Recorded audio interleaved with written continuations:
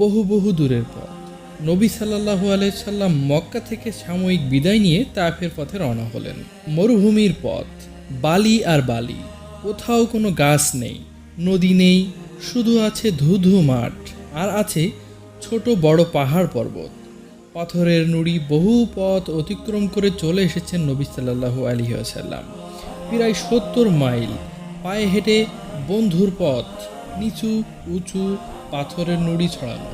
বহু কষ্টে হেঁটে চলেছেন দয়ার নবী সাল্লাল্লাহু আলাইহি ওয়াসাল্লাম।